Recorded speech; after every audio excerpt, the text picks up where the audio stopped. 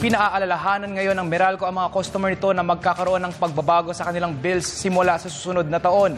Alamin natin ang dahilan sa report ng aming kasamang si George Bandola.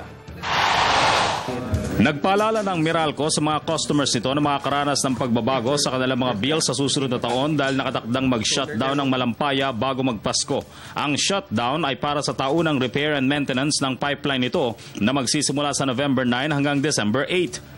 Sa mga susunod na buwan, babantayan pa rin natin ang supply-demand situation. In terms of supply, we're seeing that there are several generating plants that are going to be on maintenance outage for the next few months.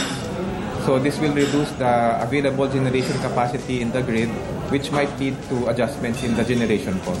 Matapos ang pansamantalang Malampaya shutdown, posibleng tumaas ang halaga ng generation charge dahil inatasan na nito ang mga power producers na magpatuloy sa pagpoproduce ng kuryente.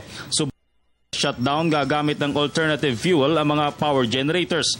Ang First Gas, kung saan bumibili ng mas maraming kuryente ang Meralco, ay gagamit ng liquid condensate, habang ang Ilihan Power naman ay gagamit ng biodiesel.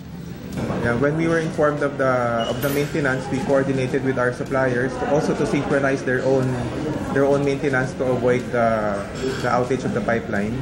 And we're also coordinating with the natural gas plants that are affected, Ilihan and First Gas, to see what we can do for them to continue to produce power.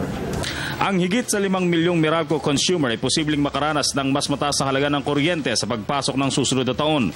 Pero tiniyak ng Meralco na hindi makakaranas ng mga brownout ang Metro Manila kahit pa mag-shutdown ng Malampaya.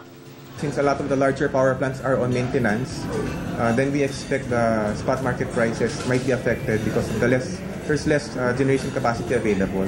But there's still enough to supply power for the grid. Samantala, kahit pa maaga, nagpaalala ng Meralco sa publiko na bumili lamang ng mga dekalidad at ligtas na Christmas lights. It would be better to purchase Christmas lights of higher quality rather than risk po yung mga hindi natin sigurado yung level ng kalidad. Para sa Telebisyon ng Bayan, George Bandola.